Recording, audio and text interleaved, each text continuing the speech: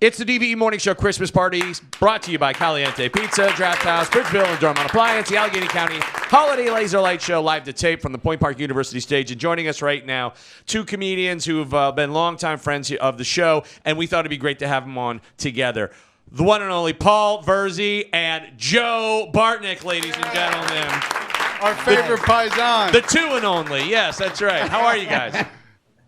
Good, man. How are you? Thanks for having me. Right on. Joey B and Paul, we thought it'd be a good idea to talk a little Italian Christmas with you. You know, Bill also is an Italian fella here, so we have a lot of Italian heritage represented on the broadcast. So a couple questions about Italian Christmases.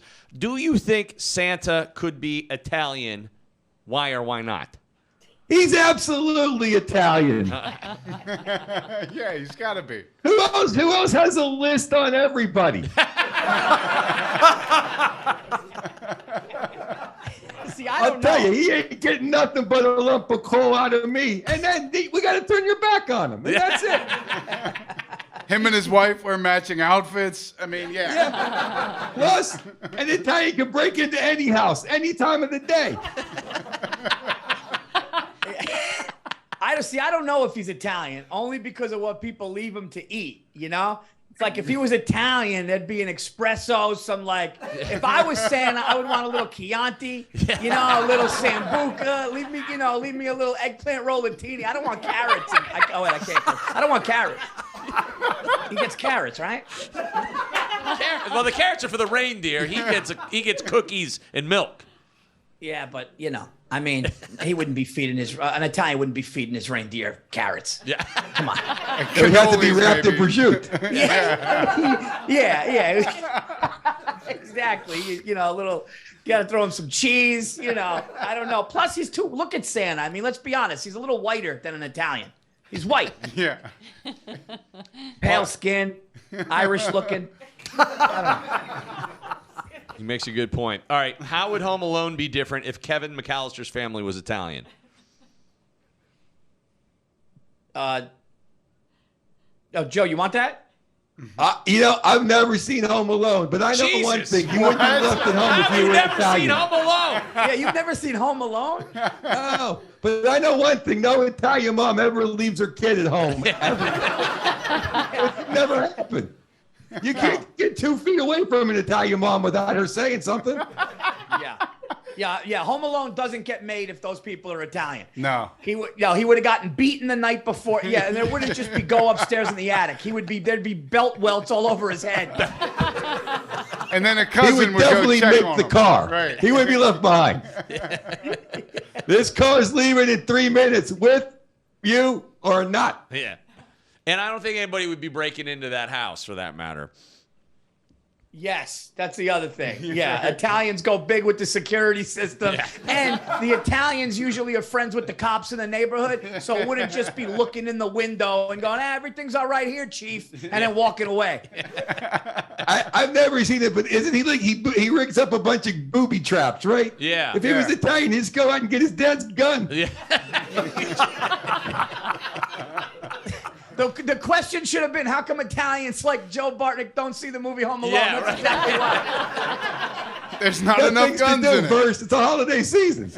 Martin Scorsese presents Home Alone. The Wet Bandit's dead.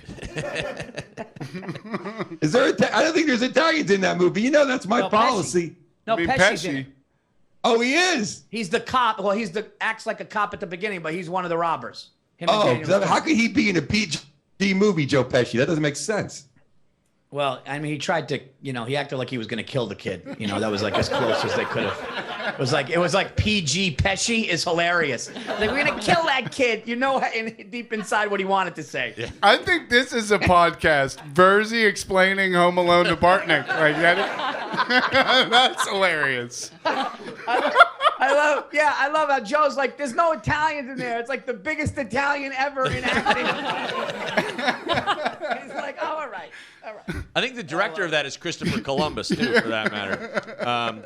All right. The Italian-American hero, I might add. All right, Charlie, you've seen Charlie Brown, right? You've seen a Charlie Brown Christmas, right? Absolutely, many times. Okay. There's a staggering lack of Italian kids in that group. If you were to put an Italian kid into the group of peanuts, how do you think it might have changed? I mean, cologne, for Pigpen right off the bat. Right. Yeah. Douse him in cool water. Yeah. Yeah, there would be some, some chains, some jewelry. The kids would have some clean sneakers. Italian peanuts, just all of them. Yeah. Yeah. There'd be Well, no you know what Lucy. Lucy wouldn't be pulling the football away from the Italian kid. I can promise you that. Yeah. Should That be would a happen one cheerleader. time. Would the Italians let the dog have that much run of the house? Oh, absolutely. Yeah. Italians love their dogs. My two dogs rule the house. All right, so that part of it's accurate. What about Rudolph? What would the story of Rudolph sound like if one Italian was telling it to another? This is set up perfectly. Joe's probably never seen Rudolph, so I've seen Rudolph, but I know why don't you Rudolph's explain mom it to wouldn't him? let Santa treat her kid like that.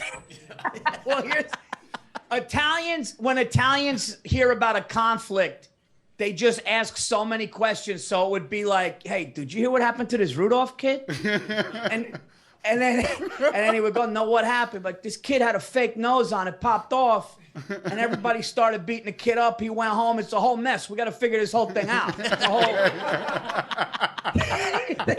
We can't have this. There's a big thing going on. We can't have this. The kid can't wants have this. They're know, not letting this him kid- play in the games. No, I mean, this kid wants to fly the sleigh. Now they're saying he can't fly the sleigh. Somebody's got to go down there and talk to somebody to figure this thing out. That's what I'm saying. The mom would be like, what's that Santa Claus doing? No. You want him tonight? No, he's staying in tonight. You find your own damn ring.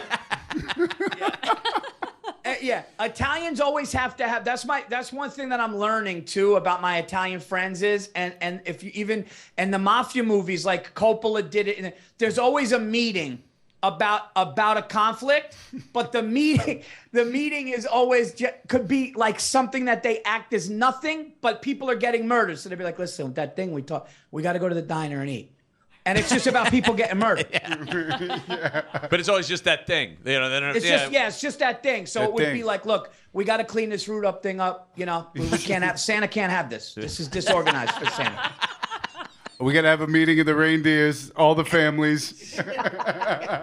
If lightning listen. should strike Rudolph. God forbid.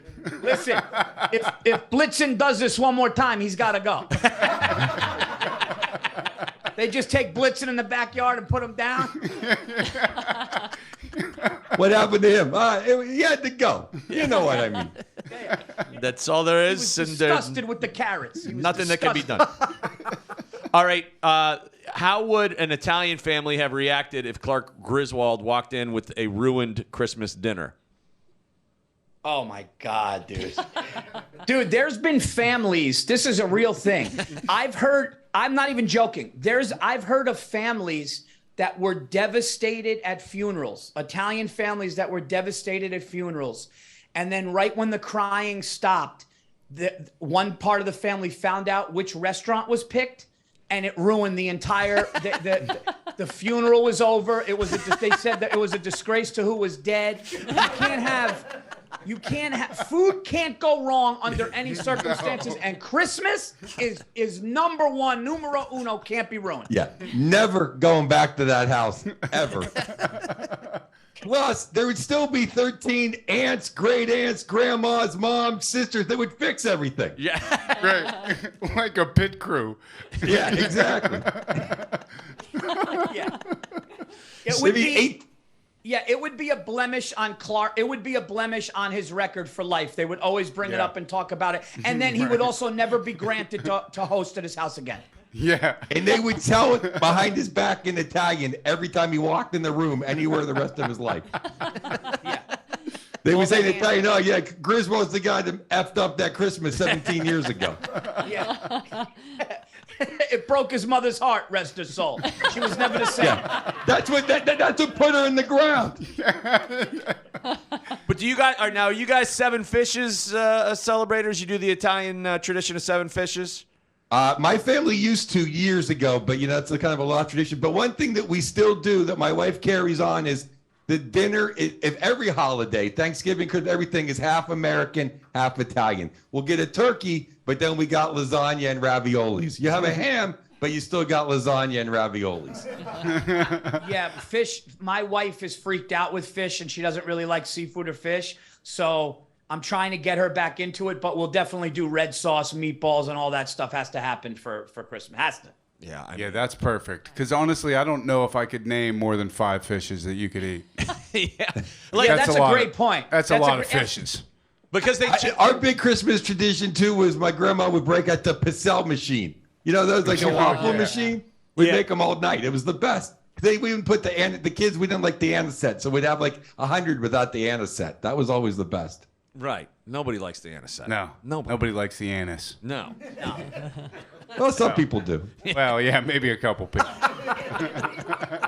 Well, that's why it's there for the one person that might like it, from years ago.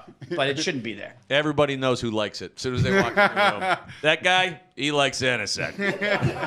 They say that behind his back in Italian too. I'm wishing you guys the best holiday season on behalf of everybody here at DVE, Virzi and Bartnick. We love you guys. Can't wait to see you back here in the Berg. And we're going to be there, guys. We're going to be there February. We're going to be there Valentine's Day at the Improv. Perfect.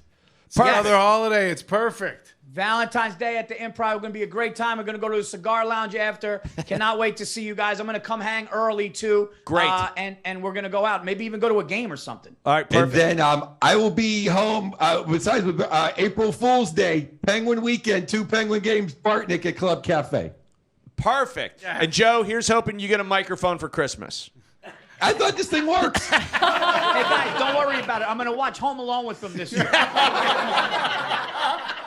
My Christmas movie's Full Metal Jacket. Happy birthday, baby Jesus. Happy birthday to you.